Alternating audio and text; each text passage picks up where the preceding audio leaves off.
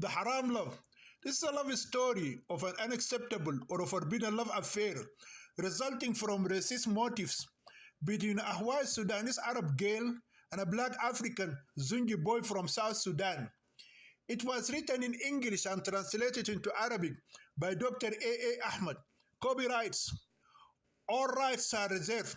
No part of this book may be reproduced, stored in a tribal system, or transmitted in any form or by any means without the prior written permission of the author, except by the reviewer, who may extract brief passages from the review for printing in a general magazine, a school journal, or a university article. All characters in this novel are fictitious, and any resemblance to real people, living or dead, is purely coincidental. Chapter 21. The runaway bride meets Haj Abdullah. Ilham's sad day began with severe pain due to headache, fever, hunger, thirst, and loss of hope. She's afraid that she will collapse in the street if her illness worsens.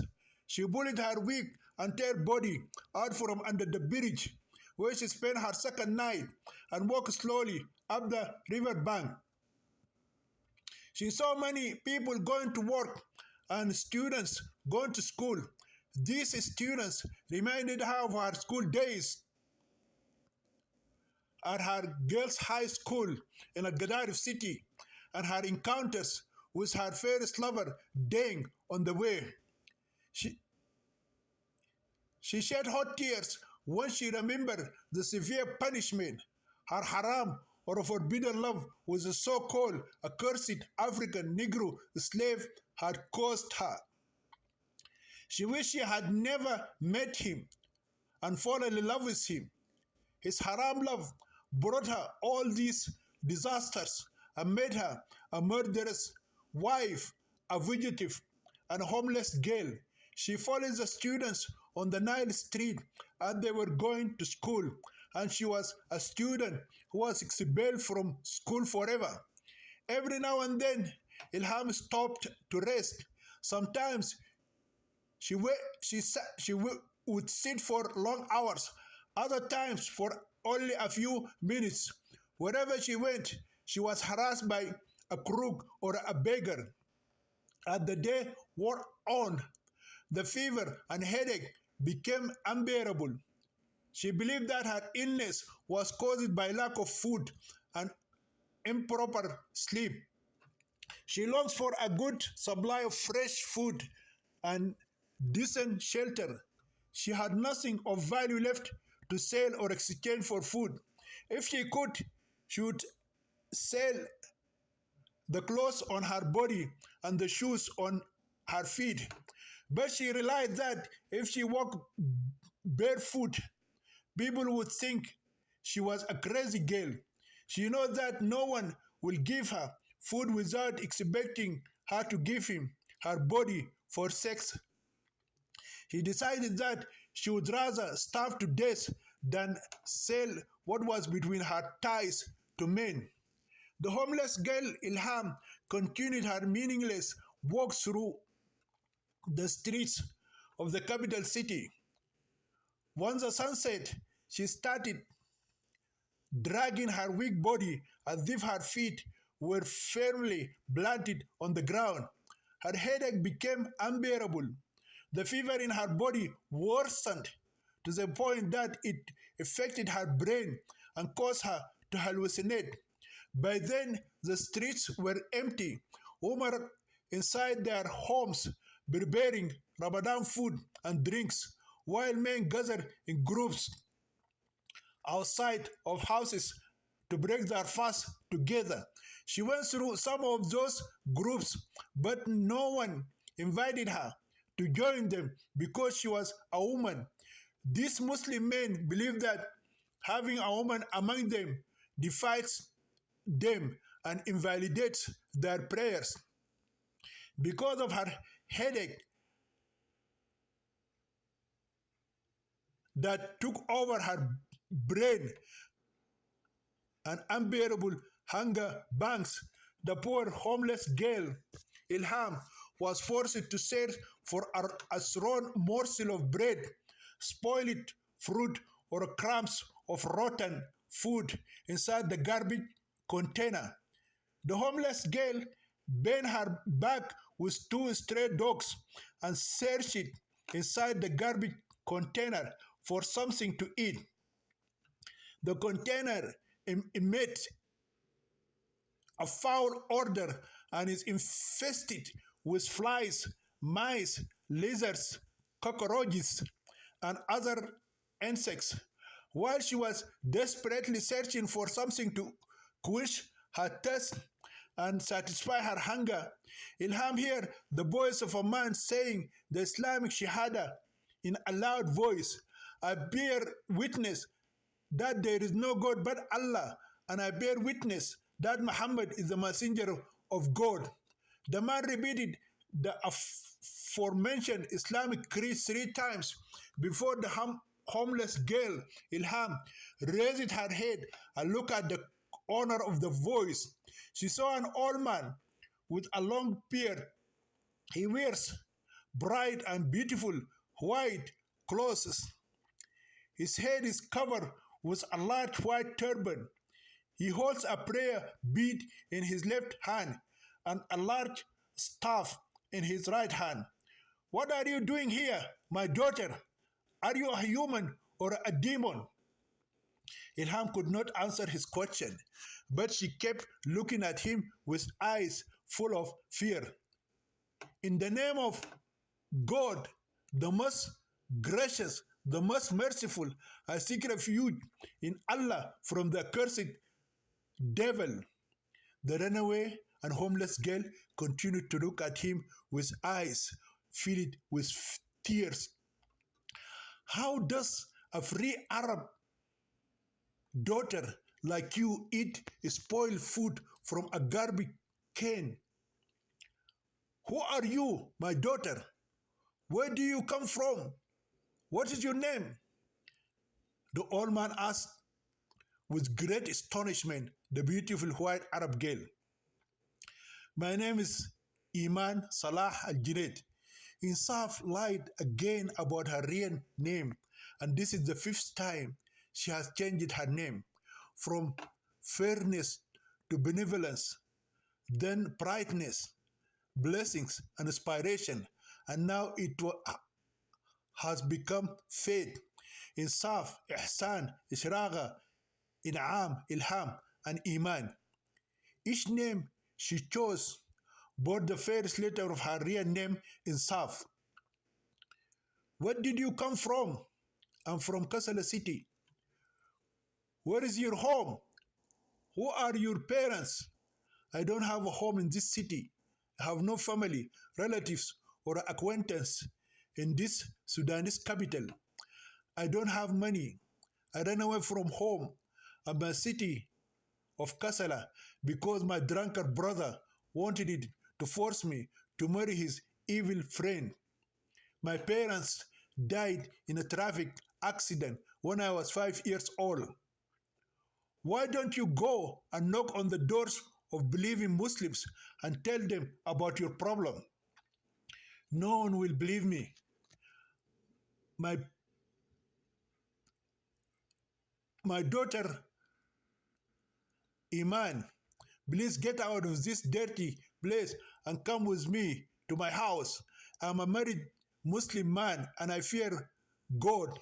I have 3 daughters the same age as you, and my wife also fears Allah.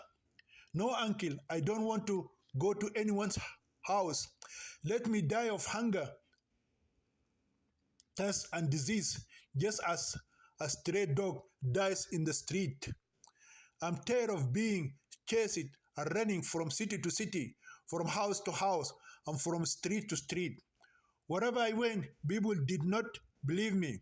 They sheltered me for a while, then took advantage of me and expelled me back to the streets where I came from.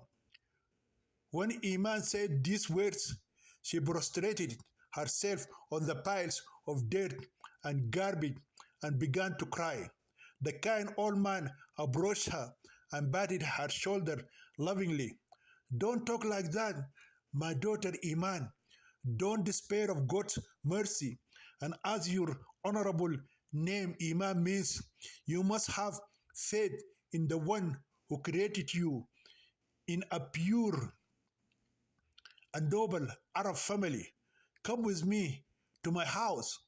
We have more food and rooms than we need. No, uncle, I don't want to follow you home to your family. I don't want to burden you with my problem. Please, my daughter Iman, rebuke Satan and come with me. Your face reveals to me that you are a noble Arab girl from a good family. A bad girl does not eat from a garbage container if she is needy and hungry, but rather eats from what she earns by selling her thighs and breasts to lustful men who do not fear God and have no mercy in their hearts. Then the kind old man took Iman's left hand and gently helped her to her feet. Without further questioning, he took her out of the dirty trash can. When they went out into the street, he walked in front of her. The runaway and homeless girl Iman followed him, her head bowed down and tears falling from her beautiful eyes onto her rosy cheeks like drops of heavy rain in the middle of autumn. The honorable old man's house is not far from where Iman was found. When they arrived home, he knocked on the door with his long stick. Yes, Haj Abdullah, a woman's voice answered. Hurry, Maryam, open the door. The door immediately opened from the inside. A woman in her late 40s appeared at the door. She wears an Islamic dress, abaya, and hijab. Iman could only see her round face. Her face resembles that of a religious woman. Listen, Hajja Maryam, I only have a few minutes left to pray in the mosque. Take this noble Arab girl and give her food to eat and juice to drink. Don't ask her any questions until I get back. Okay, Hajja Abdullah, welcome. Come and get in, my daughter. Hajj Abdullah turned his back and walked a few steps. Then he stopped and shouted at the top of his voice, her name is Iman Salah al-Junaid. He added that she was a strange girl from the city of Kasala. Iman followed Hajj Maryam inside the house compound. The first sight that caught her attention was three beautiful girls sitting on a large prayer rug in a row. The three girls are wrapped in Islamic clothes like their mother. They are on their knees in prayer. Their mother directed the new girl to a large table. The table is filled with all kinds of food, fruits, salads, and juice drinks. Do not feel shy, Iman. Eat and drink as if you were at home. I'm the mother and leading. I'm the mother and lead my daughters in Ramadan Taraweeh prayer. I stopped praying to open the door for you and Hajj Abdullah.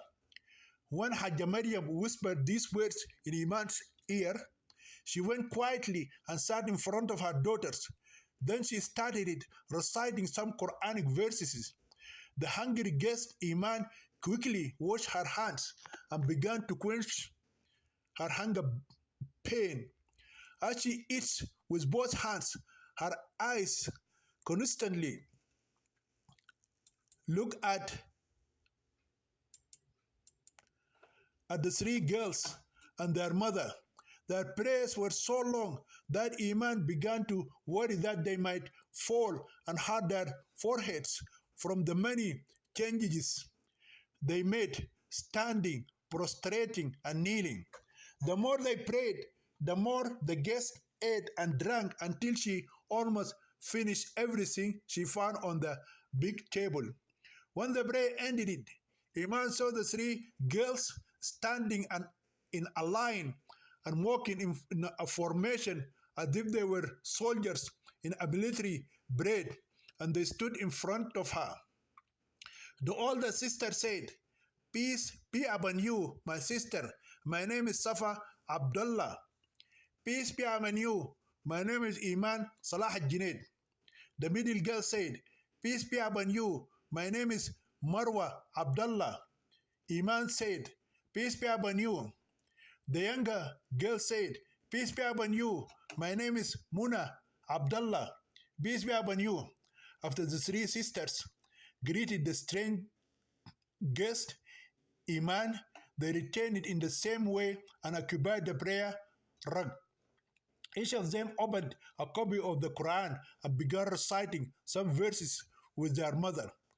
The Muslim girl Iman sat silently and listened intently to the musical female voices reciting the Quran together.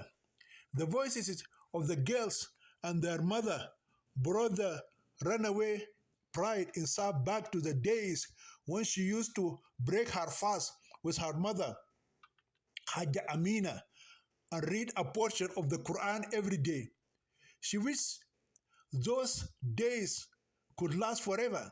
She felt happy next to her mother. She loved her father, Haj Salah Junaid, too. She was impatiently waiting for his return from the mosque after performing Tarawih prayers during the month of Ramadan. Insaf loved his loud voice when he was calm and not angry, but his anger turned him into an evil demon. She was always thrilled when she saw his long beard and big mustache. Everything went well until she fell in love with the black-faced African Negro boy, Deng. Her father and mother became her sworn enemies. She wondered if one of those three beautiful sisters, daughters of Haj Abdullah and Hajja Maryam, would experience what she was going through. Before she could answer the question, she heard a loud knock on the outside door. Iman understood that Haj Abdullah had returned from the mosque. His wife, Hajja Maryam, ran to the door and opened it. Iman saw the good old man entering the house. Then he came and sat in front of her. He smiled at her and said politely, "Peace be upon you, my daughter." Iman replied, "Peace be upon you, Uncle Abdullah. How do you feel now?" "Much better, but I still have a hot fever and a severe headache." "Now, my daughter, we have to take you to the doctor. Go with your sister Safa. Wash in the bathroom and change your dress. I have already asked a taxi driver to come and take you with my wife and my daughter to the doctor." "Thank you, uncle, for your kindness and love. And now, after eating at your house, I feel a little better. However, I still feel hot in my body and my head is giving me a terrible pain." "Hurry up, my daughter Safa. Give your sister Iman one of your clean dresses and show her where the bathroom is." The older daughter asked the new girl, Iman, very quietly and with polite words to follow her. Shortly after, Safa returned and joined her family. Then Haj Abdullah narrated in a sad voice to his family the dirty place in the garbage container near his house where he found the noble, homeless Arab girl, Iman Salah Junaid, eating rotten waste and accompanied by two emaciated stray dogs. Hajja Maryam said in a voice with a mixture of sadness and pride, "The Arab proverb says, an Arab young woman becomes hungry and eats from her thighs. But this noble Arab girl preferred to eat rotten waste from a garbage container instead of selling her thighs to men as a prostitute." Haj Abdullah said, "Yes, this is what I told her when I found her searching the dirty garbage container for leftover food to quench her hunger. If she were a bad girl, she would not eat from the garbage. Rather, she would have sold her body to lustful men who do not fear Allah. Chapter 22. The she-male boy Hamada. After that black day in which she was recovered from the garbage container, the days passed beautifully and wonderfully for the Kasalawian guest Imam Salah al-Junaid at Hajj Abdullah's house. Imam became known among the three sisters as the Kasalawian girl because she claimed that she had come to Khartoum city to escape from her drunkard brother in the city of Kassala. In a short time, she developed a great love for the three daughters and their parents. The good family members also showed her the same love and respect. During the month of Ramadan, Iman's spirituality became active and she became serious about her religious commitment. She has become a devout Muslimah, praying 5 times in a day and fasting during Ramadan months regularly with her new family. She wore the Islamic abaya and hijab and decided to keep them always. While she was at the Christian priest's house, she took off her hijab and began wearing shirts and pants like a Christian girl. As the days passed, Iman gradually began to understand Hajj Abdullah's daughters. She found that they, like other females, have hearts, feelings, and attraction to the opposite sex, males.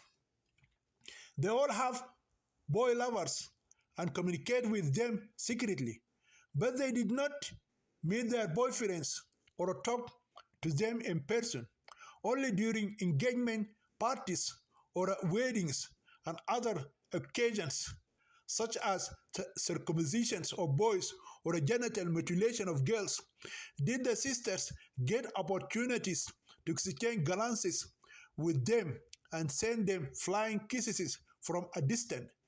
Except for occasional glances and writing letters, Hajj Abdullah's daughters never communicate with their secret lovers. Often, the lovers would pass each other in the streets without speaking or greeting each other. Only if the situation permits, lovers exchange smiles and passionate kisses from a safe distance. Muslim sisters will not allow their loved ones to come within 1 meter of their bodies for fear of falling into adultery, becoming pregnant illegally, bringing scandal to the family, being killed in honor killings at the hands of their father, Abdullah. Their mother wanted them not to let any boy near their bodies because she believed in the Sudanese proverb that says, distance the egg from the stone and the female from the male. At first, the Kasalawian girl, Iman, was confused about how the Khartoumian girls send and receive romantic messages to and from their boyfriends. The three sisters hesitated to reveal this secret until they were sure that the guest Iman was trustworthy girl. The daughter, Safar, who the eldest, whispered to Iman one day, "It is through our neighbor Hamada." Muna said, laughing, "He is like a girl, a gay boy, a she-male, or a sodomite young man. Yes, he takes our messages to our boyfriends and bring us their responses." Marwa said. Safa concluded her speech by saying, "We reward him with sweet words and gifts such as chocolates." Iman met the boy Hamada on the second day of her stay at Hajj Abdullah's house. He is the family's neighbor. He is a young man in his late 20s. He often visits the family and spends a lot of time talking with the three daughters and their mother.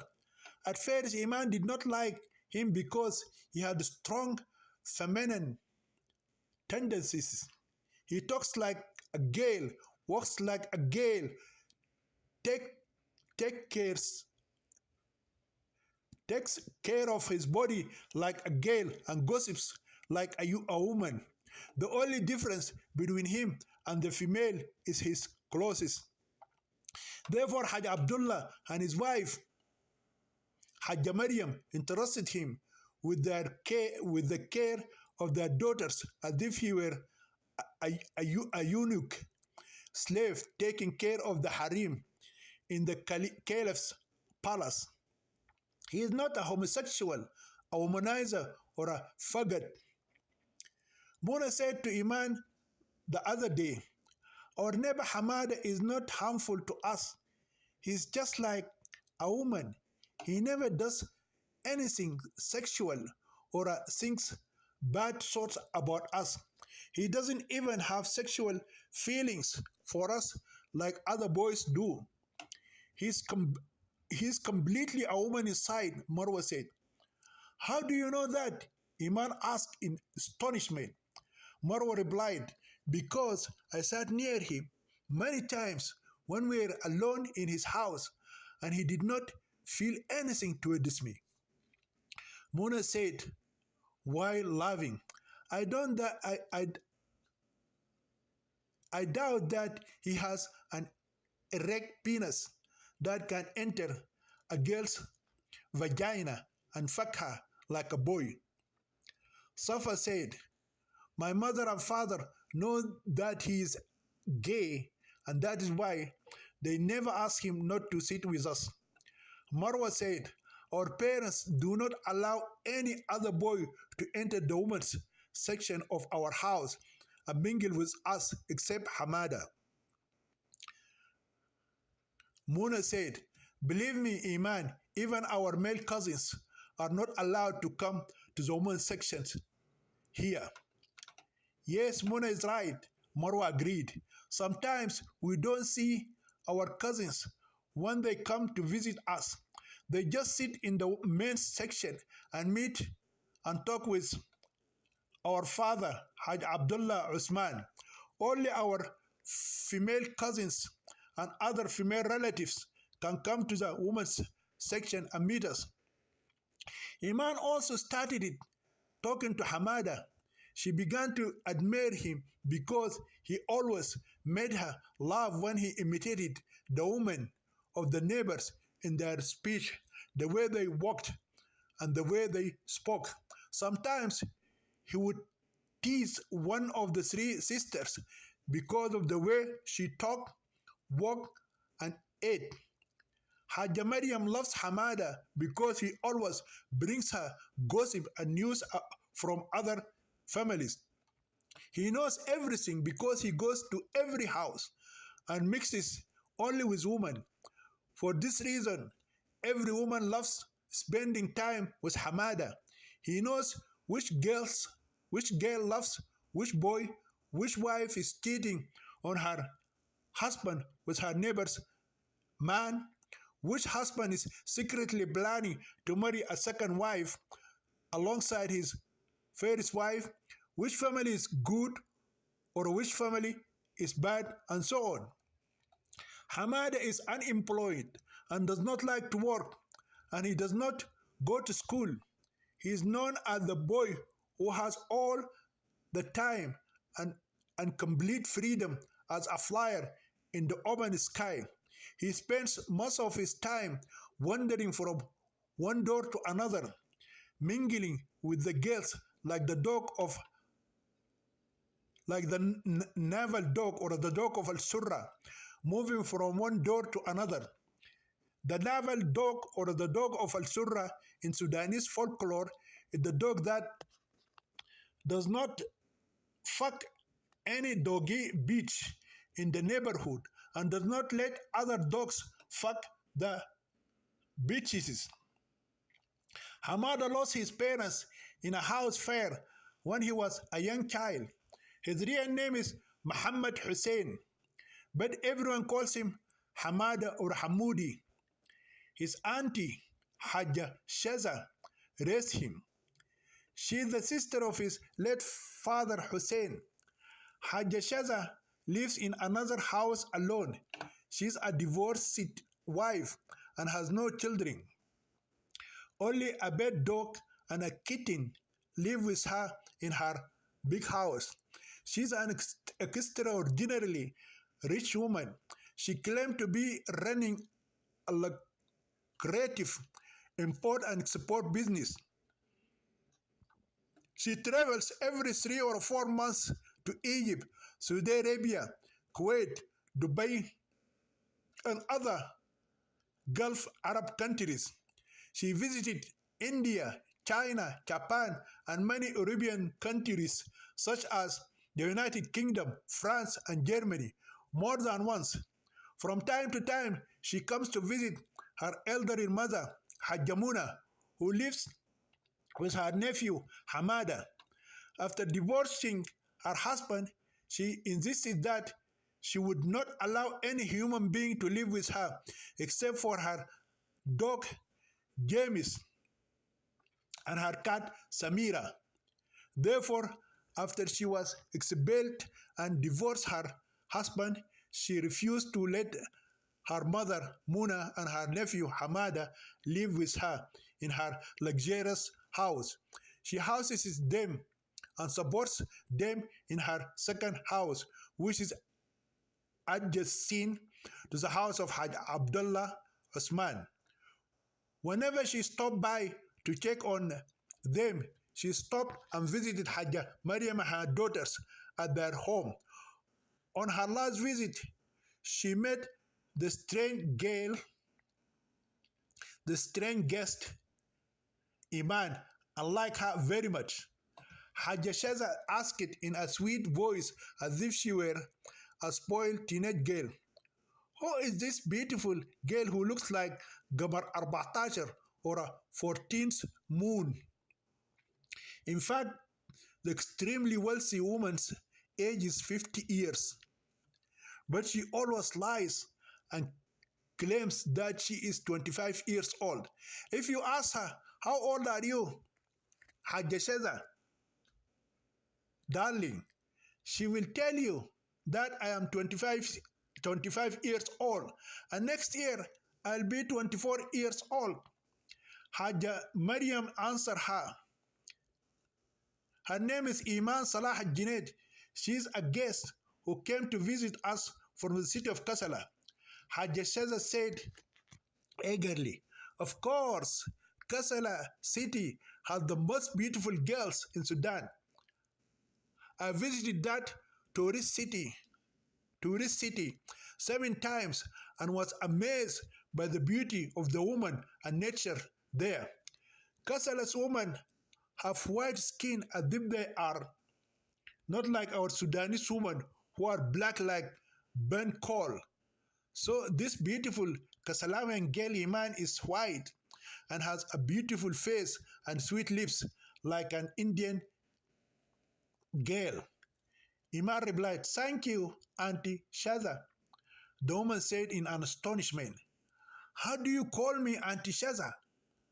No one in this house has ever told you that I visited the house of God in Mecca city and performed the Hajj rituals 7 times. I challenge any man or woman in this city to surpass me in the number of Hajj pilgrims I have made to the Holy Kaaba.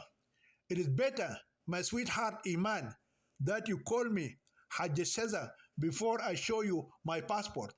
When Hajja Shaza bragged about her number of Hajj pilgrims to the house of God in Mecca city, Hajja Maryam, her daughters, and Hamada burst out laughing. Yes, laugh, but I have the highest record of being the guest of God Ar-Rahman in his ancient home in Saudi Arabia. I also challenge anyone to surpass me in the number of foreign countries I have seen.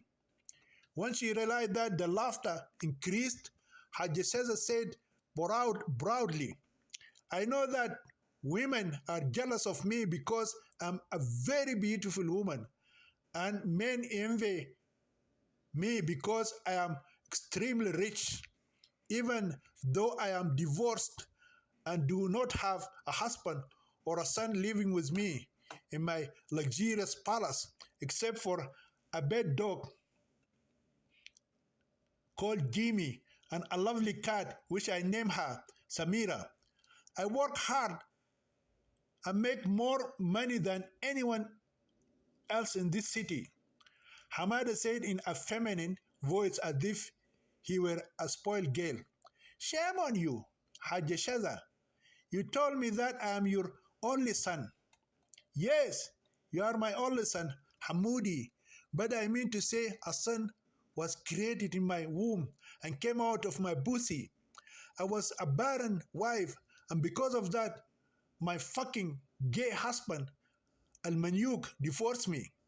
I'm happy that he married two prostituted women after me, and neither of them bore him a son or a daughter. The Kasalawian guest Iman said innocently, maybe he's the barren husband who cannot have children. You are right, sweet Mimi, but you know men are useless. They blame everything on women, but let this middle finger of mine be inside the ass of any of them. When Hajjashaza said those obscene words and raised her middle finger as if she wanted it to insert it into the anus of a naked man kneeling in front of her and then taking it out of his mouth like a chazook, the house shook with laughter. Hajja Mariam laughed until tears came out of her eyes. The effeminate boy Hamada fell to his knees on the ground and clutched his stomach as if he was afraid he would die from laughter. The three sisters hugged each other while screaming with hysterical laughter that they could not control. Yes, Hajjashaza continued, and let this other finger be in the ass of every rotten homosexual man, dirty and useless men. They fart at night next to their wives without having sex with them. They like to eat, fill their big bellies like pregnant women and sleep. Then they blame their woman when they catch them having sex with other men like gays do. Each one has a cock and fucking a pussy of another woman, but not his wife's cunt. Hajja Mariam said to her while she was still laughing, please, Hajjashaza, stop saying that. You said that you are a pilgrim woman and have visited the house of God 7 times. So you are supposed to respect the holiness of this blessed month of Ramadan. Hajjashaza said, asked sarcastically, then what? If I tell the truth about men, will this invalidate my Hajj rituals and cause me to break my fast during the day in Ramadan, or spoil my 7 pilgrims to the house of God? Look at them. Each one of them wants to sleep with 2 or 3 women as wives. Those women are competing to get his dick into each one of them pussy and to fuck her even once a night or once a week, but he won't do it. The wife smokes her body with sandalwood smoke, massages her skin with dilka, and removes her pubic hair from her pussy every day. But her man's cock does not get erect, and he sleeps next to her like a girl. And if a woman has sex with 2 men at the same time, they will kill her as a prostitute, because Sharia law says the illegitimate child to the bed and the prostitute gets the stone and stoned to death. Why does the book of God, the Holy Quran, allow a man to have sex with 4 women at the same time as wives, but not allow a woman to have sex with 2 men together as husbands. Please, Shaza, don't spoil our fast with your obscene words. Please talk about something else. Leave the men alone.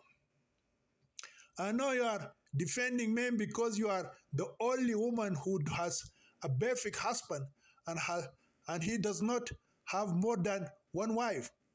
No one is perfect except God. I know that. But at least your husband only sleeps with one woman, so only sticks his cock in your pussy at night. Hamada asked his aunt while still laughing, "What about your husband who divorced you? That useless man would sleep with the devil's wife if he had the chance to insert his cock into her pussy. He married 3 women and is still pursuing the wives of his neighbors and friends." These words of Hajjashaza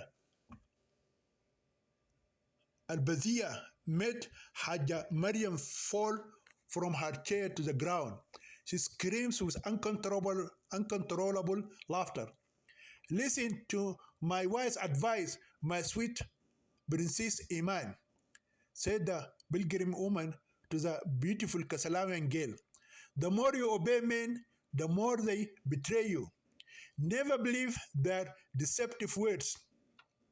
Iman felt impressed by Hajjashaza's advice. "Now tell me, my sweet heart Iman, are you engaged to a fiancé but ran away from him? Or are you married to an old man but escaped from him on your first wedding night before he tasted your sweetness?" Insaf was surprised by her correct information, as if she was reading her thoughts about her Arab fiancé, Samir Wad Maz'ud, and her arranged marriage to the old man Hattaha, whom she killed on the first wedding night and fled from his corpse. But she concluded that the abnormal Hajjashaza may have guessed this information about her and had no knowledge of her dark past. So she said to her in a voice full of fear and surprise, I'm neither engaged nor married yet." "That is good for you. If I were you, I would not allow any man to marry me and control me. Don't give your body to any man unless you are sure he will not go to another woman after stealing your virginity." Hajja Maryam intervened. "Do not listen, Iman, to this woman. She is crazy. The tree of divorce fell on her. Well, I'm divorced and crazy, and the axe of divorce has fallen into my head, as envious women say about me." "Then, Iman, go ahead and listen to the advice of Hajja Maryam. In a few years, you will regret it when you remember that you rejected my wise advice." The gossip and chatter between the 5 women and the effeminate boy was interrupted by Hajj Abdullah's knock on the outside door. Hajja Maryam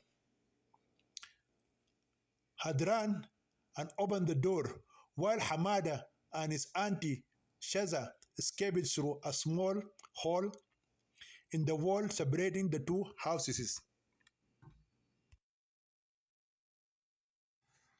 Chapter 23. The Blackmail and Insidious Sexual Deal of the Bim Lady. Less than a week later, from the day Hajjashaza expressed her low opinion of men, she came again to visit her elderly mother and her nephew Hamada. Shortly after, she sent the effeminate boy to call Iman and ask her to come and meet her. When the gay boy came to Hajj Abdullah's house, he found the runaway bride who had fled justice in Saf sitting in a room alone and reading a book.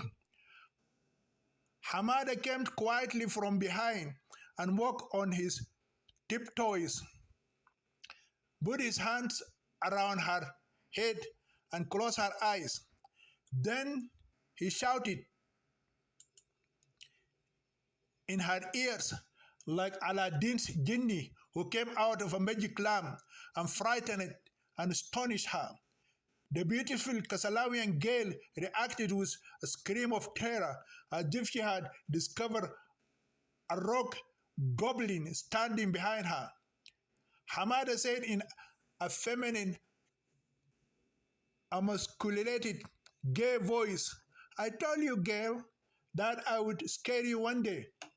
I wouldn't have been so frightened and jumped out of my chair if I hadn't been reading this book of stories. It is a horror story about ghosts, goblins, and jinn. Oh, sweet sugar Mimi, I have a surprise for you." What is this surprise? Today, my wealthy auntie, Hajj Cesar, returned to our house and brought you a beautiful dress as a valuable gift. It is just for me? Yes, the valuable gift is for you alone. And you know that the gift cannot be given or sold. Why for me in particular and not for one of the daughters of Hajj Abdullah and Hajj Maryam? I think she likes you because you charm her with your unparalleled beauty. Where is this beautiful dress that you said was a valuable gift for me alone from your rich auntie? She said you should come to our house and get it yourself. I cannot leave the house and go with you. Hajj Maryam is asleep. I cannot disturb her sleep and wake her to get her permission. All three of her daughters are in school now. Hajj Maryam does not prevent her daughters from coming to our house. We are more than neighbors. We are like one family. I know she trusts you, but I cannot leave because it is not good if someone comes and there will be no one to receive him. But, sweetie, every visitor who comes will knock on the outside door. We will hear his knocking in our house and come and open the door for him. Well, I won't stay more than 5 minutes at your house. This is enough time to get your beautiful dress from the hands of my generous auntie who loves you more than she loves any other girl in the entire world. Iman had gone to Hamada's house several times before with the three sisters, but she had never gone there alone. This is the first time she has gone there without the knowledge, permission, and company of one of the three girls from Hajj Abdullah's family. As soon as Hajj Shaza saw her, she stood on her feet and hugged her passionately and eagerly as if she were a lesbian espousing her female lover. My heart began to love you, my sweetheart, from the day I saw you. Honestly, I fell in love with you at first sight. If I were a man, I would have married you.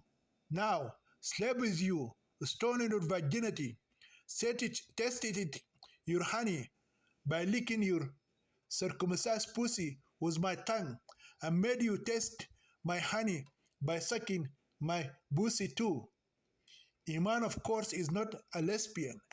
She had fallen in love with three boys before, namely Deng, Samira, and William, and so she was upset by those deviant sexual words loaded with the lust of a shameless lesbian woman. So she didn't say a word but became terrified.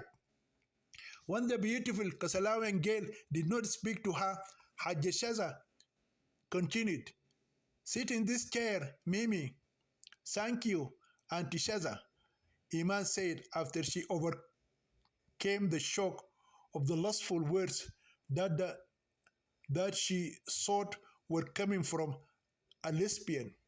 "Please, my beloved Mimi, do not tell me again Auntie Shaza. I'm known by my religious title, Hajja Shaza. And if you do not acknowledge my Hajj and Umrah to the house of God, then call me my beloved Shaza.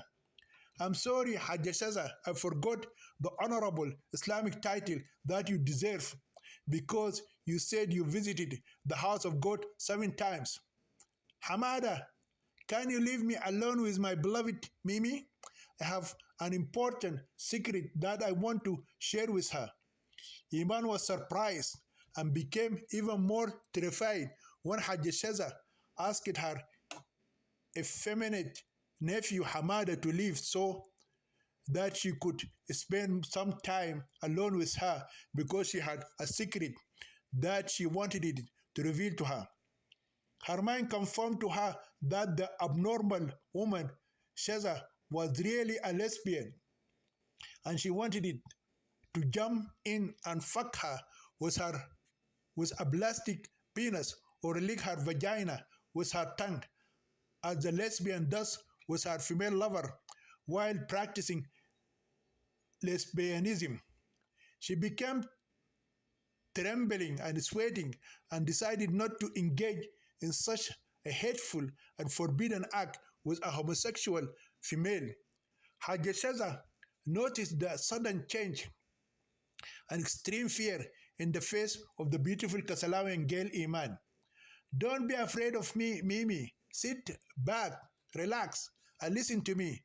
Firstly, I have this beautiful dress as a free gift for you.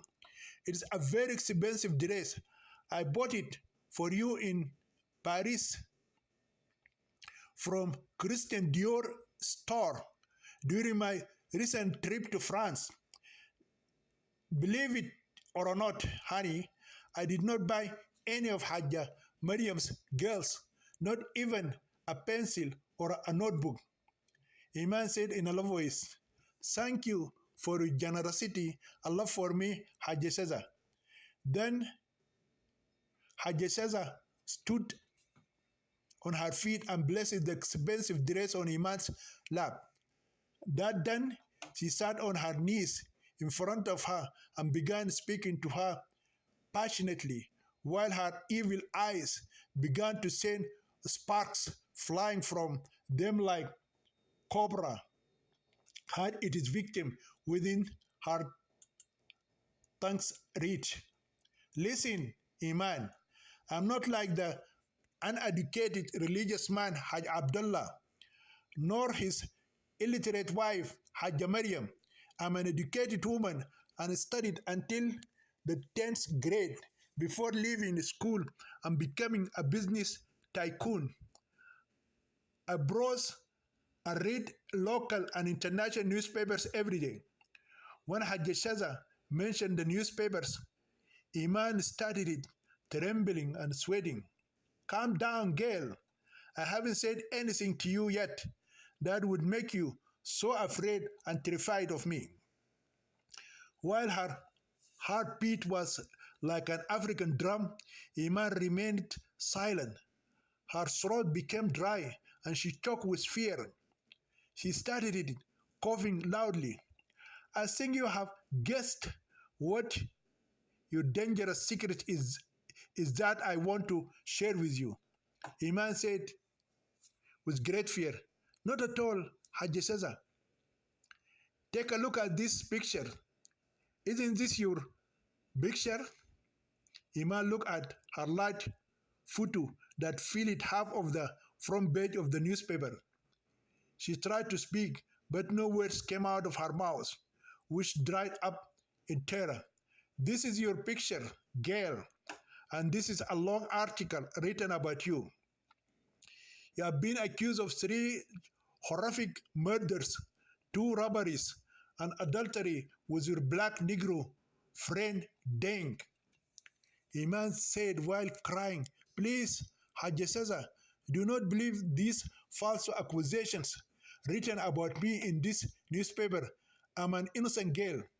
I'm not accusing you of these heinous crimes, but the law is accusing you.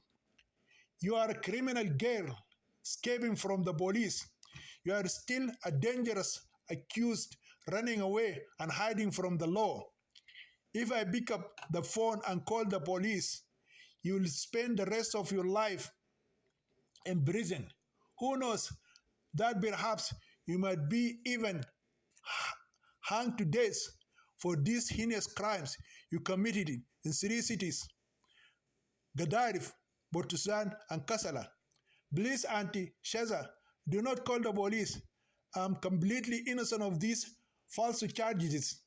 Consider me like your daughter. Stop crying and listen to me. I'm not a cruel woman.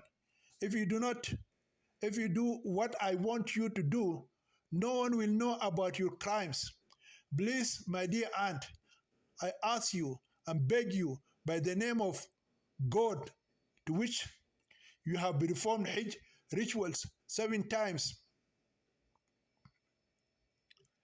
Please, my dear auntie, I ask you and beg you by the house of God, to which you have performed Hajj rituals 7 times, let me go. I promise you that I will escape from Hajj Abdullah's house right now. You don't need to run away. Stay where you are hiding now. Just do what I tell you to do for me, even just once. What do you want me to do for you, my good Auntie Shaza? I have a friend at my house now. He's a Saudi man. He's an extraordinarily wealthy and elderly man, about your grandfather's age. He won't even touch you with his hand. The only thing he will ask you to do for him is to show him your naked body without your underwear and bra. I cannot do that obscene act, Auntie Sheza. This is a very bad thing for a noble Arab girl like me to do. I have never exposed my naked body to any man before. Okay, Insaf Salah al-Junaid, the fugitive bride. This is my deal.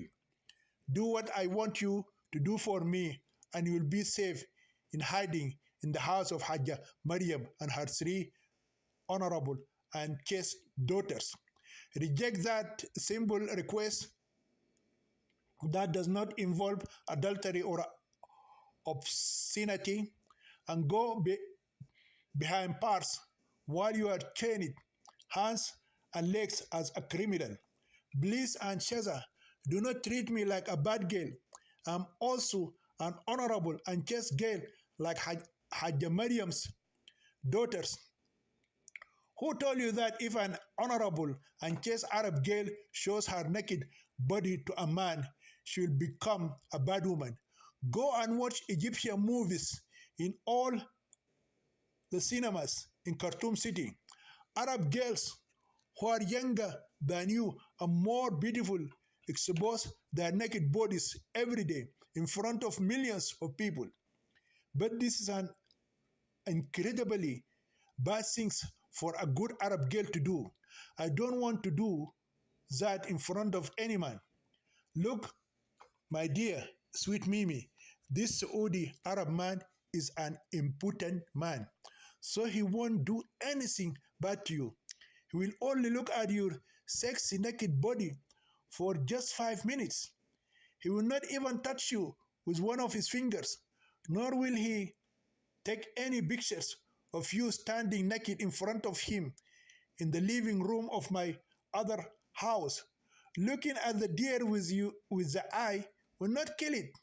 Besides, darling of my soul, Mimi, he is a very rich man and will pay us a good sum.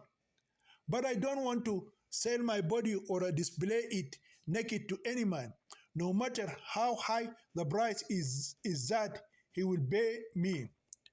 When the Bim Sheza realized that she would not convince Iman with her words, she went to the phone and picked up the receiver. She started it, dialing a number. Iman ran, grabbed her hand, and begged her to stop. Please, Auntie Sheza, do not hand me over to the police. If you don't want me to make the call to the police, do as I ask you to do. Please, Auntie Sheza, Don't force me to do such a bad things. I can do anything else for you except this. Listen, Insaf Salah al-Junaid.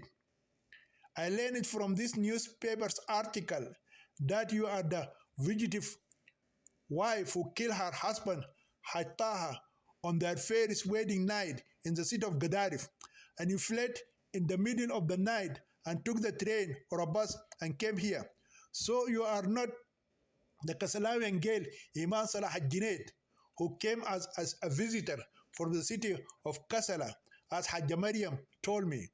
You are a criminal girl escaping justice and hiding in Hajj Abdullah's house. Therefore, if I call this number for Khartoum police again, I will not listen to your request. I'm telling you for the last time, wear this beautiful dress that I bought especially for you today from Saad Gishra women's clothing stores in Khartoum city, and come with me immediately and do what I ask you to do. The rich old Saudi man is in my house. But Auntie Shaza, I'm fasting now. How can I do this reprehensible act while I'm fasting during the blessed months of Ramadan? So what if you are fasting and even the Saudi man and I would fast today as well? Did you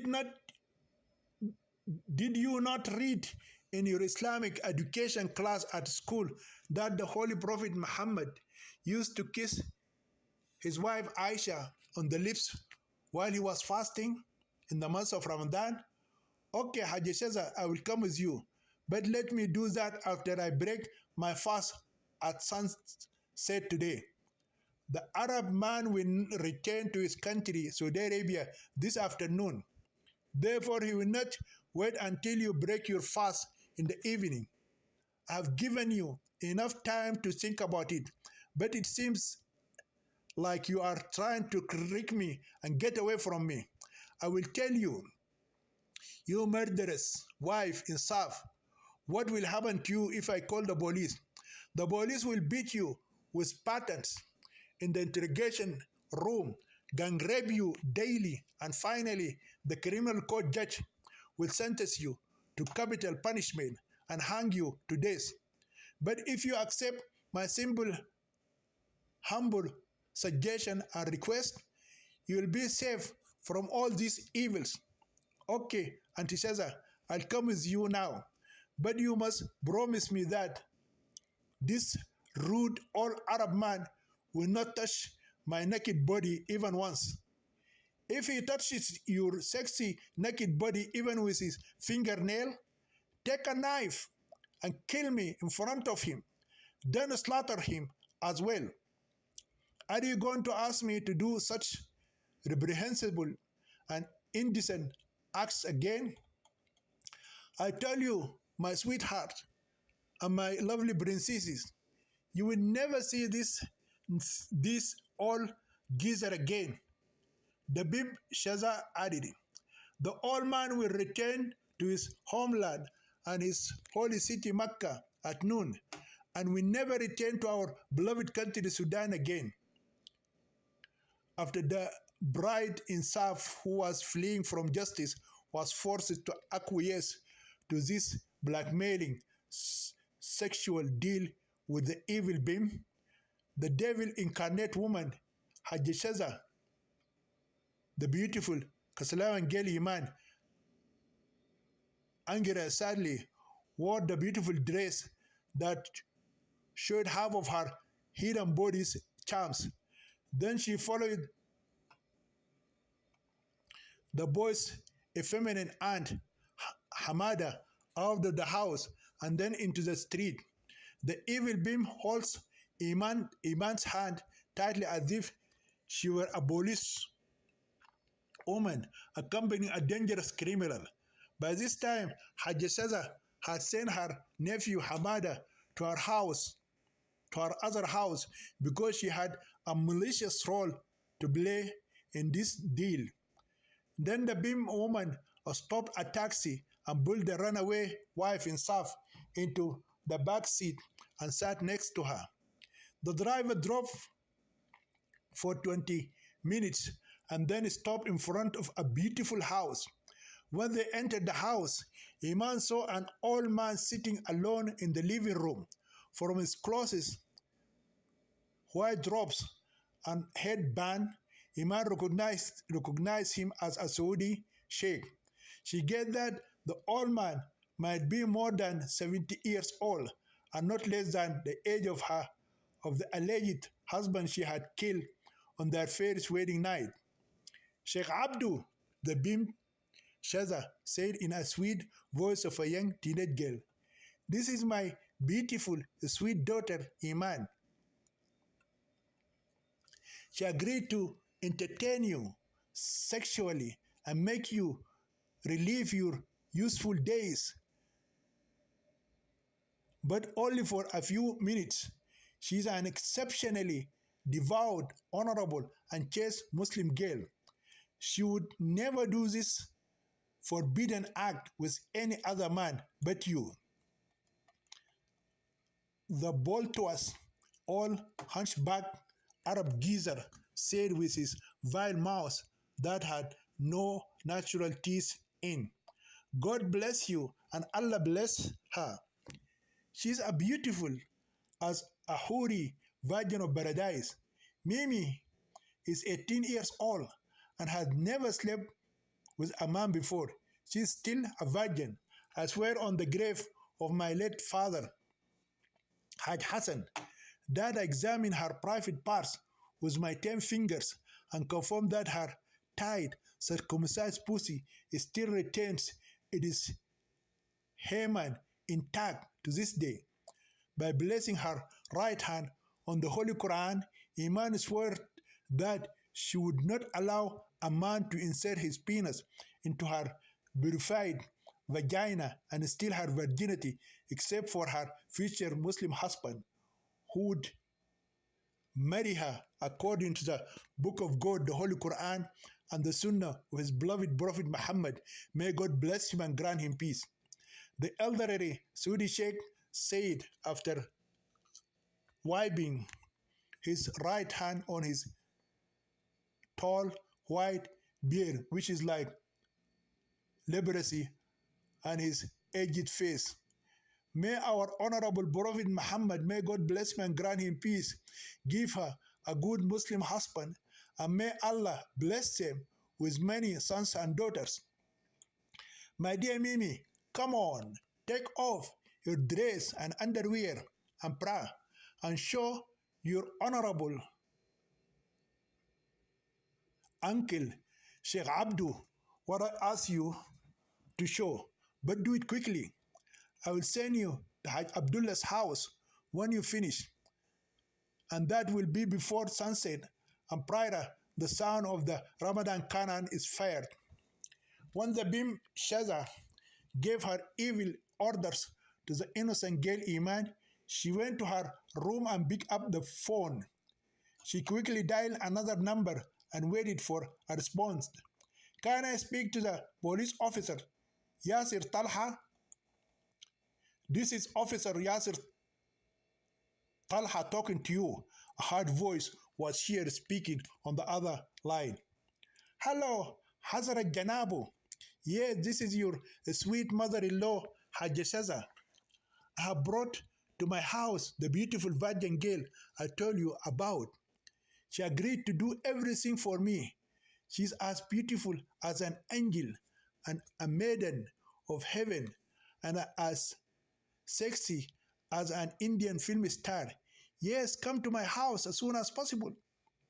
Just tell her what I told you, and she will sleep with you today in my bed, and as if she were your virgin bride. Yes, come with the police car and your khaki uniform immediately.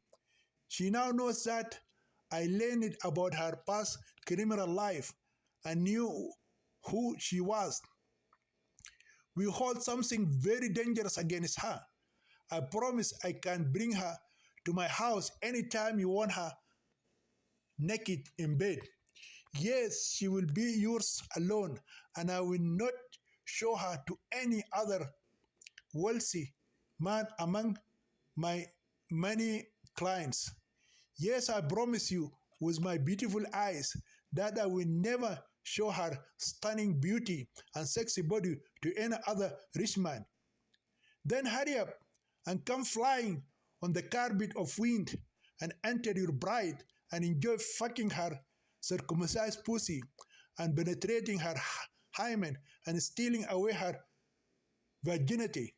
I swear on my father's soil of his grave that I examine her private parts today with my middle finger and find that her, her tight pussy had hymen in it.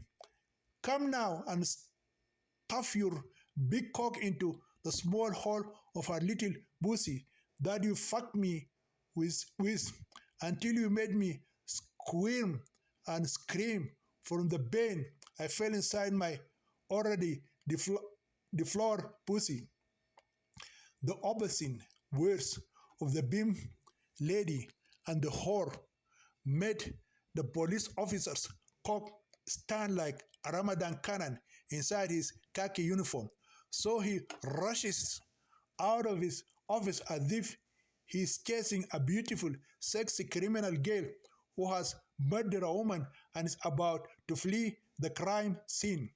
He wants to reach her alone and rape her near the murdered woman's body before putting her in the woman's prison. This is what he did repeatedly in the interrogation room with other accused girls who became helpless victims in his hands. Once the beam lady made her second evil deal against Iman, she went to the bathroom and quietly knocked on the door. Hajj Cesar whispered, "Are you in the toilet, Hamoudi?" A soft female voice said, "Yes, I'm hiding here, Hajja Susu. Did you secretly photograph her with him after she took off her clothes and showed him her sexy naked body?" "Yes, Hajja Shushu, I photographed her completely naked. She became naked without a single piece of cloth on her sexy body." "Did she take off everything, even her undergarments, like her underwear and bra?" "Yes, she showed him her hairy pussy and big buttocks. He made her spin like a table fan several times in front of him while she was naked, as on the day she came out of her mother's pussy." You did well, my nephew Hamoudi. I will pay you a lot of bennies for that. Go and hide inside my bedroom near my large bed and cover yourself with a sheet or a cloth so that no one can see you. When she sleeps with police officers Yasir Talha while they are naked, then you must take more pictures of her having sex with him. Don't tell anyone about this yet. With these explicit nude photos, we can blackmail them both.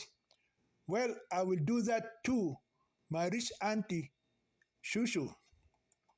Shortly after, the evil woman returned to the living room and found Iman getting dressed.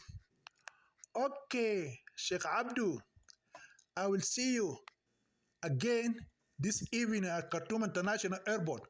Have you prepared the amount of the check for this pleasant secret transaction which you spent in an illicit seclusion with the beautiful virgin Mimi?" asked the greedy woman. Sheikh Abdu said, "I have the check here in your name, but don't take more than half the money. Give this sweet virgin Mimi half of it in full, as I agreed with you." Iman said angrily while crying, "I told you, you dirty old man, I don't want your money. God will punish you because you forced me to show my naked body to you and saw my private parts against my will while I was fasting." Hajj Cesar said seriously, Calm down, Mimi. If you speak in this offensive way again to my beloved Saudi Sheikh Al Jalil Al Haj Abdu, I will call the police and hand you over to them while you are tied with ropes. The word police causes the emboldened Saudi Sheikh Abdu to stand up from the sofa and quickly leave the house and disappear. Then Iman angrily said to the Bim Shaza, now let me go back to Haj Abdullah's house. The fugitive bride in Saf decided that as soon as she returned to the good man's house, she would run away and look for another refuge. Iman expected that the woman who beamed her would always blackmail her sexually and turn her into a sex slave for her rich clients. Because you said that bad things to my friend Sheikh Abdu, I will never speak to you again. Don't you know that he is my Arab husband and I am his Sudanese wife? I am his Misyar's wife who has no real sex with him because he is in Bhutan. I'm sorry, Auntie Shaza, for what I said to your secret Arab husband. I felt disgusted when I exposed my private parts in front of that old Saudi man who was older than my late grandfather Al Junaid. Okay, my sweetheart Mimi, I won't let any other old man see your sexy naked body again. I admit my horrific mistake and I am ready to apologize to you, my sweet Insaf Salah Al Junaid, while I'm on my knees. Thank you, Hajj Shaza. There is no need for you to kneel before me and ask for my forgiveness. Now please send me to the house of the honorable old man, Hajj Abdullah, who found me eating from a filthy garbage container and brought me home and took care of me as his own daughter. I wanted it to send you to Hajj Mariam's house as soon as possible, but one of my friends called me on my mobile phone while I was in my room. That phone call came while you were here. You were practicing a temporary dowry bed enjoyment marriage with my Saudi husband, Sheikh Abdu. The caller is a Sudanese person who told me about your crimes and showed me the newspaper that mentioned them and had your pictures in it. He's a policeman and a senior officer in Khartoum Investigation Department. He's on his way to my house now. He is coming to make a secret deal with you. But he is not a homosexual man or a castrated slave or an impotent old geezer or the like of those useless guys whose dicks do not erect when they see a hot girl like you, as my Saudi husband Sheikh Abdu. So without a doubt, he will ask you to fuck him even once, and he will insert his cock into your pussy and crave your honey, and you will crave his honey. If you do not want to have forbidden sex with him, you can have a temporary mud'a marriage, even for just 1 hour. He will tell you, I marry you myself, and you will say to him, I will marry you myself, and then you can fuck each other and have halal Islamic sexual intercourse in my bedroom and on my bed. I will not interfere between you and him. It is up to you both to settle the sexual deal for temporary marriage between you and God and his messenger. He told me that he could hide you here in my mansion and not expose your crimes to the police if you agreed to sleep with him just once. I will ask him to use a condom so that you do not get pregnant with an illegitimate child and give birth to ولد حرام. The runaway bride Insaf Salah al-Junaid listened to the evil woman's words and understood from them that she was planning to blackmail her forever. She intends to turn her into a sexual commodity for sale to rich men to satisfy her greed for wealth, which only the fires of hell can satisfy. She concluded that Hajj Sheza had kidnapped her from Hajj Abdullah's house and intended it to hold her captive in her home. Iman guessed correctly that Sheza is not an import and export trader, but rather a bimp who trades in girls' bodies and makes a profit from selling their ties to lustful Arabs and Sudanese rich men. She also expected that the police officer Yasir Talha coming to the procurer's house would blackmail her continuously to satisfy his lust for her sexy body. When the beautiful Kasalawian young woman Iman imagined herself being turned into a prostitute and a sex slave forever at the hands of the Bim Shaza and her many lustful wealthy men, he decided to put an end to it before it was too late. So without words, she quickly grabbed a vase made of stainless steel and ran towards the evil woman. The frightened Bim turned her back and tried to run for her life. She stumbled onto the sofa where the old man was sitting and fell flat on her back. Iman reached her at that moment and threw the heavy vase on her big head. The heavy metal fractured Hajjashaza's skull and killed her instantly.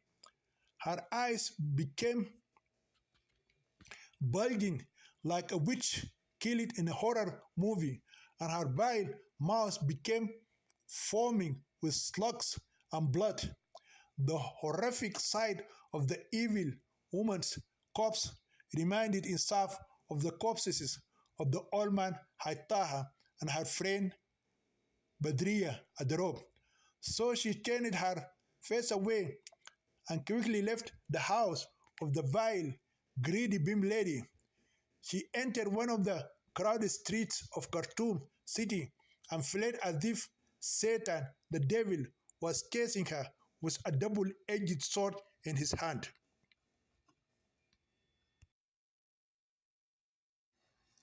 Chapter 24: Mass arrests of girls in the Sudanese capital city. The killing of Hajjashaza terrified the runaway bride in Saf and made her flee with the same speed as she had previously fled from between the killed bodies of her 77 years old husband Hattaha and her roommate Badriya Adrob.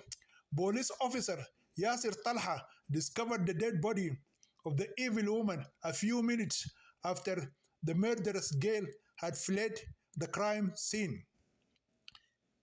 He had come to sexually blackmail her and make her a victim ready to fulfill his sexual desire whenever he wanted her in bed. Neighbors gave good descriptions of the people who left the house that day. The first was an old Saudi man who left the house in a hurry. They recognized him as a Saudi sheikh from his julbab on his body and his headband on his square head.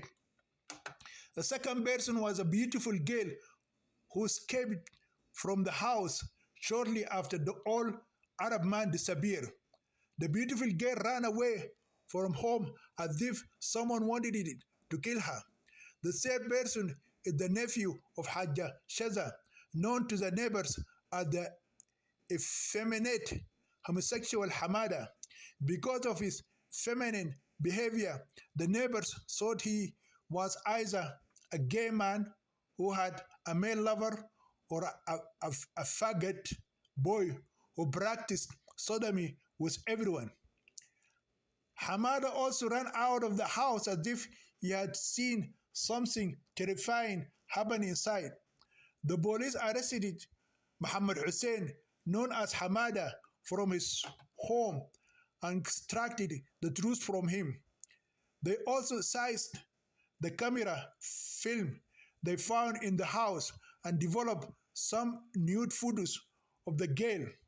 She was accused of being a high-profile prostitute who was brought to the wealthy old Saudi man by the murdered woman, the Bim Hajjashaza.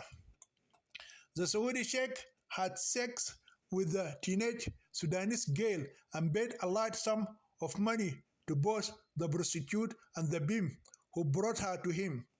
Most likely because of the dispute over the division of the large sum of money, the prostitute girl killed the Bim woman. The family of Haj Abdullah Usman had sheltered the prostituted girl for a period of time without knowing that she was a slut. She is known to the family as Iman and pretends to be a devout Muslim girl who prays and fasts. The police were able to identify the accused as the same girl who killed her friend Badriya a few months ago. It was also a quarrel over a financial dispute which led to the first murder. The late Badriya was also a secret prostitute. She was arrested 3 times by police in connection with the same illegal activities of disguised prostitution. The 2 girls, Badriya and Ishraqa, claimed to be students at the University of Khartoum, which enabled them to rent an apartment together in a building rented by many female students from outside of the city of Khartoum. The next day, the newspapers published a huge photo of Iman and many stories about her. She was described as a dangerous criminal girl involved in 4 murders and 2 robberies. Garari police accused her of killing her infant and throwing his remains in a creek near her parents' house. She committed adultery with someone, became pregnant before marriage, and gave birth to an illegitimate child. She also killed her husband, Haitaha, on their first wedding night. In addition, she killed her roommate, Badriya Adrob, by stabbing her in the chest with a large dagger and brutally slaughtered a Bim lady named Hajjashaza by hitting her in the head with an iron vase and splitting her skull in 2. The police also accused the girl of stealing expensive jewelry from a wealthy Arab family in Port Sudan city known as Mas'ud family.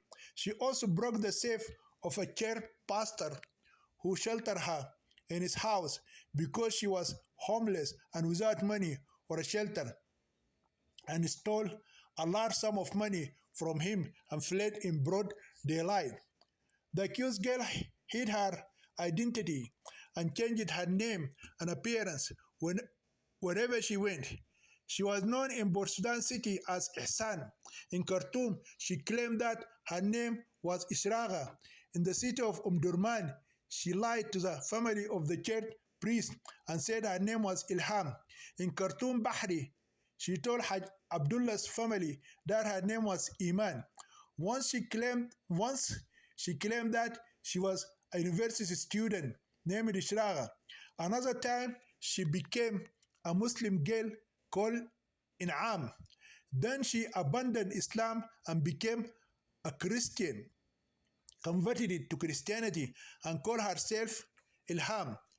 Another time, after she fled from the church, she told Haj Abdullah's family that she was a devout Muslimah who wore the hijab and abaya and said her name was Iman. When she was a Christian in the church, she wore shirts and panties, and the police found pictures of her to prove this.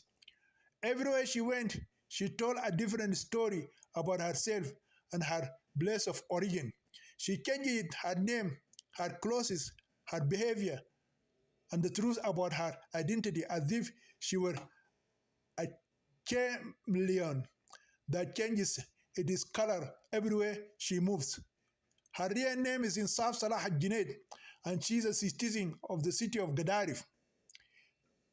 The breaking news about the girl who killed 4 people and stole expensive jewelry and money caused a great stir and curiosity in the 3 capitals of Sudan, Khartoum, Durban, and Bahri.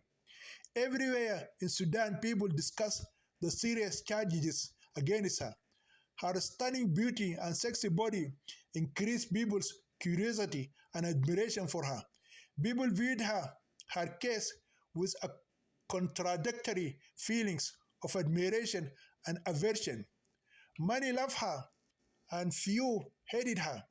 The majority of those who hated her were religious men, and the majority of those who loved her were secular women. People reacted differently to her problem. Some of them saw the accused girl as a prey to the selfish motives of lustful rich men. This is a feminist group. Some saw the girl as a victim of economic pressure. These are among anti-government political parties. But none of them viewed the accused girl as an innocent suspect. They collectively accepted the validity of the charges against her. Women's rights activists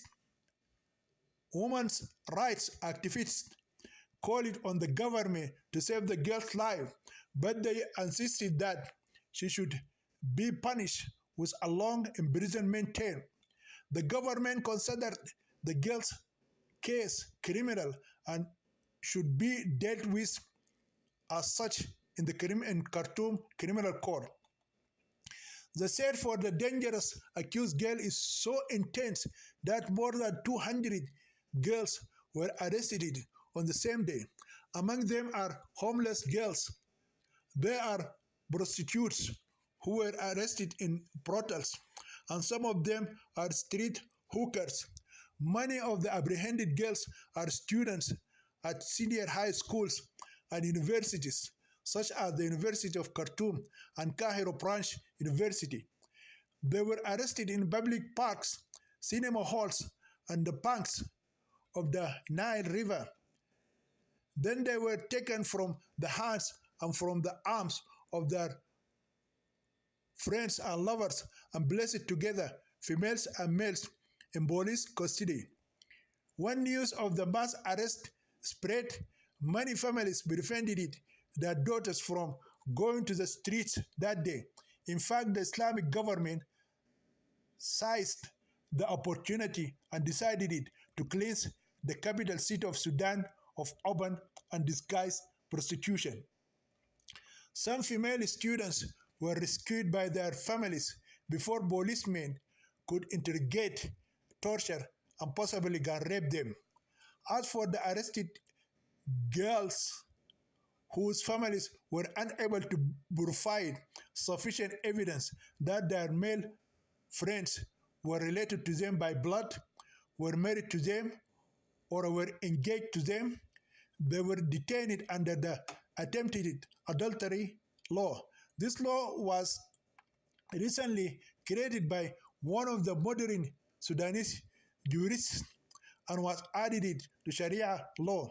Under this law, any married woman or an unmarried girl found talking, standing, sitting, or walking with a man who is not her husband, brother, father, or a grandfather must be arrested for the crime of attempting adultery or attempting to commit indecency. And the penalty for both the woman and the man will be the same as those caught red-handed committing an act of adultery.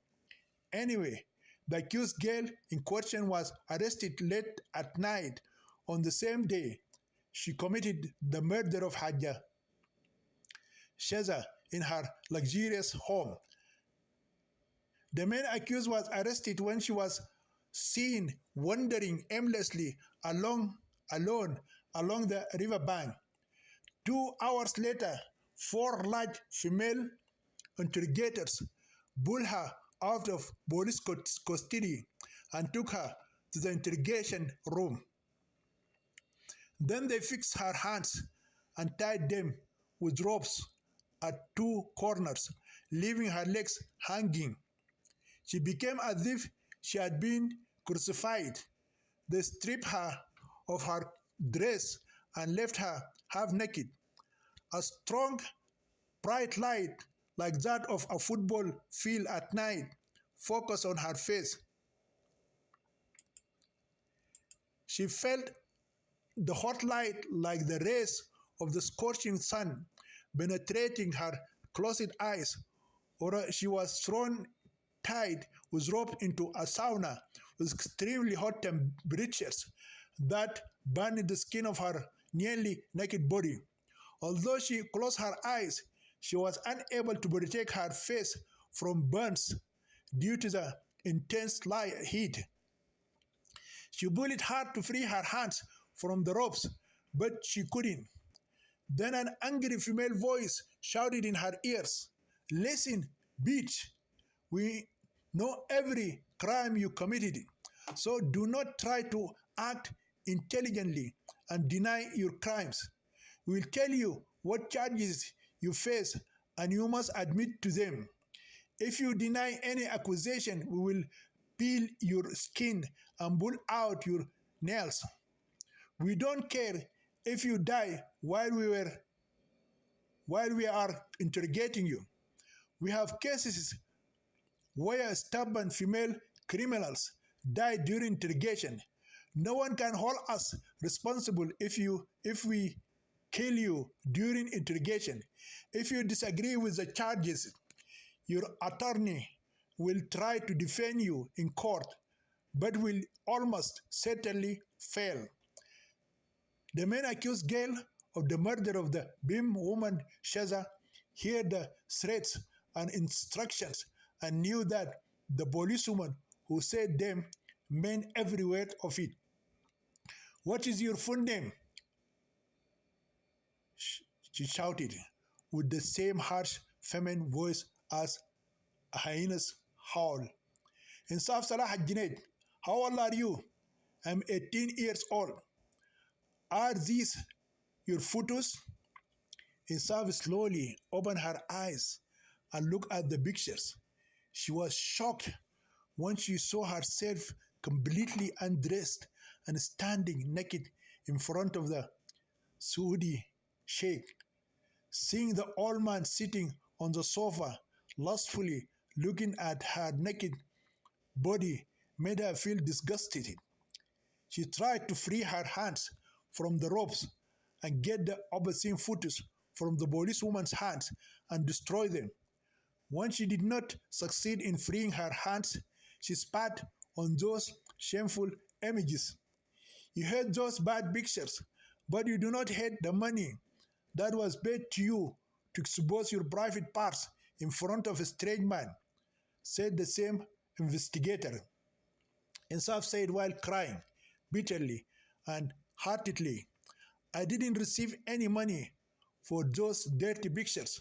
Most likely they were filmed without my knowledge by that evil BIM woman, Hajj who blackmailed me and forced me to expose my body in front of that impudent old Saudi man who enjoys seeing the nakedness of a victim girl like me. Why did you kill the woman who linked you to the rich Saudi man and allowed you to commit adultery with him in her house? Is it because she refused to give you enough money? I didn't kill her for money. I killed her because she wanted it to sell my body to have sex with a Sudanese policeman who she said was coming to blackmail me as well in her house. So you admitted it that you killed Haji Cesar?" "Yes, I killed her. And if she comes back to life, I will cut her into bits and pieces." "Why did you kill your friend and roommate Badria Drob?" "Was the reason also a dispute over the division of illicit money? I did not kill my friend Badria. Another person attacked her and stabbed her in the chest with a dagger while she was sleeping at night in her room. I saw the killer man when he ran out of her room and fled from our apartment. If you didn't kill her, why did you run away from her dead body and your apartment? Why didn't you stay in the apartment, call the police, and report the murder? I was very scared. Why were you so afraid to report the murder to the police if you were an innocent girl as you claim? I don't know. Insaf hesitated to tell her investigators that she was afraid that the police would arrest her for killing her husband, the old man Hattaha. After she said this vague sentence, I don't know, she felt a strong slap on her face. She was not prepared for or expecting that blow, and she felt like she was slapped by an angry lioness. She also felt as if a bullet had been fired into her cheek from point-blank range. And Sav screamed loudly in unbearable pain. Another hand struck her neck and left ear. We told you, you filthy whore, to tell us the truth. We are not here to chat with you. Don't tell us no again, shouted the same policewoman interrogating her. I don't know. That is a vague answer you can give to one of your men and beams, but not to a police interrogator. You and your roommate Badria were prostitutes and disguised yourselves as a university students studying at the University of Khartoum. Am I right? Asked the harsh female voice. Insaf shouted angrily. We were neither prostitutes nor college students. Rather, we were friends and roommates. We'll cut your tongue if you lie to us again. We have a police record of Badria's activities. She was a call girl for her male clients, and she was also a prostitute who sold her body to men on the streets. She had no other job or any other source of income. We found a lot of money and gold ornaments in her room. She had expensive clothes too. We also found expensive dresses and jewelry in your room. Tell us where you and Badria got the money and those expensive things. I'm not a whore. I'm a respectable and good Muslim girl from a noble Arab family. Are you the good Arab girl who stabbed her slot friend and ran away and became a high-profile prostitute for displaying her naked body for wealthy Arab men? The police investigator asked the accused Insaf sarcastically. I did not kill Badria. I told you someone else killed her. And I don't know why he killed her. You are the main suspect in Badria's murder, and your escape and hiding from justice confirms that you actually killed her. Insaf was unable to respond to this accusation. She kept crying. You also killed your legal Muslim husband, Hattaha, on your first wedding night and fled. I didn't kill him intentionally. I pushed him and he fell on the hard wood floor of my room and cracked his fragile skull and died. Why did you push him and cause his sudden death? Because he was trying to rape me. The investigating policewoman herself said again sarcastically. Your Muslim husband wanted it to rape you. What a ridiculous excuse to give to the police to try to justify yourself for committing yet another murder of an innocent person. The old man, Hattaha, was not my legal Muslim husband. You mean to tell us that he came to your family at night and told your parents I want to commit adultery with your teenage daughter Insaf? My father married me to Haitaha against my will. This means that you were married to the late old man by your father who tied the knot with him at the mosque. He is your father and your guardian, or so Islamic law gives him the right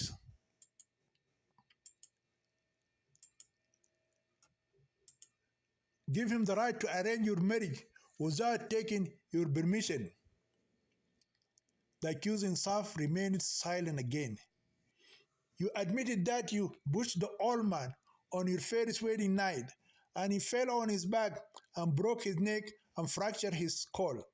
He died instantly before your mother discovered his death and called the police the next morning. You caused his death and escaped from his dead body without telling anyone about his murder. Therefore, you are responsible for killing him. Insaf confirmed and admitted this accusation, but she cried like never before.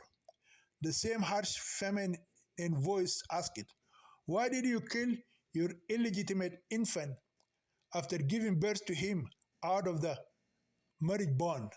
Or was it your mother who strangled the infant and killed him because he was born illegitimate?" Insaf was surprised when she heard the above-mentioned accusation made against her and her mother.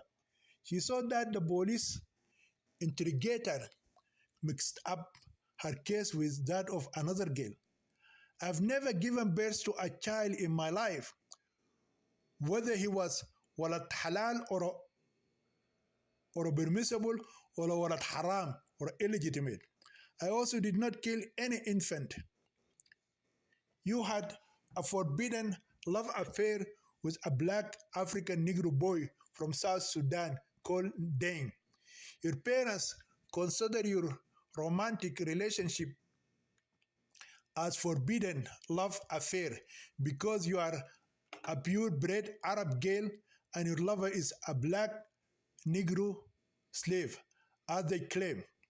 We as policewomen know that Sudanese statutory law does not prohibit love relationships between white Arab girls and black African men, but Arab customs reject that. The police report stated that your Negro lover Deng committed adultery with you and impregnated you outside of the legal Islamic marriage bond.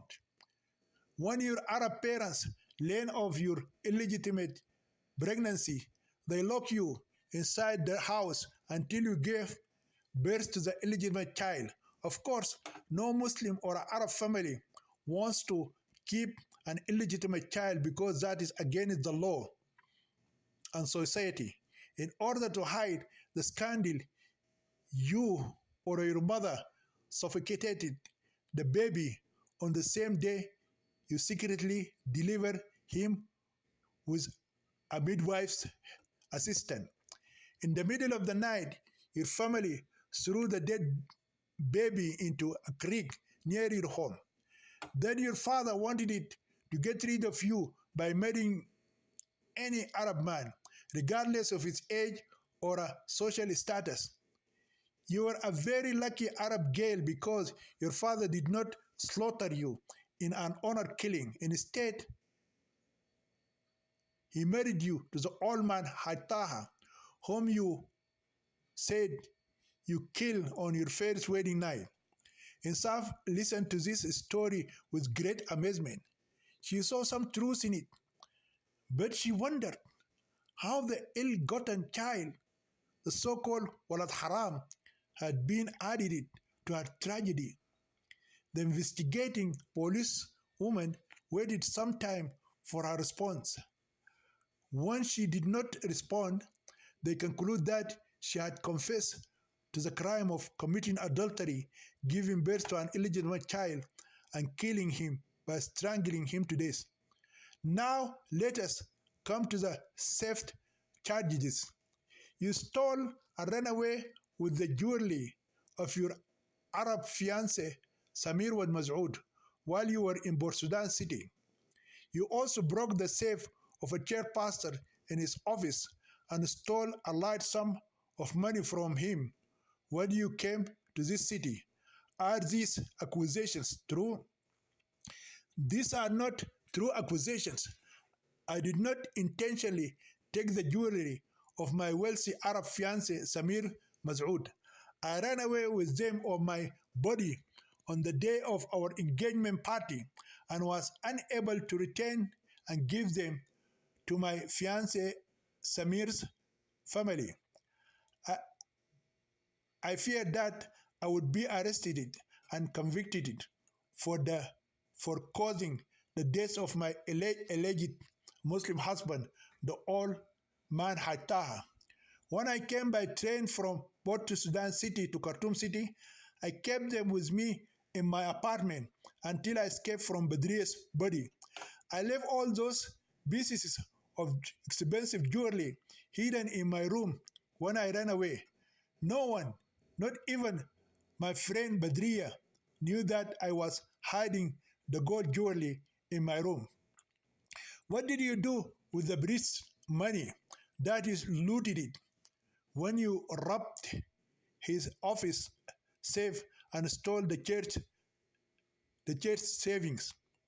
I did not rob anyone's house or steal any money from the office treasury of the Christian priest, the father of my Christian lover William. I did not flee from his house, which was within the compass of his chair, until he threatened to hand me over to the police. How did you escape from his house? I escaped through the window of my small room, then jumped over the wall and fled. You escape from the priest's residence in the same way thieves escape when they steal people's property. I was neither a robber nor a burglar. I fled from them because they wanted it to hand me over to the police.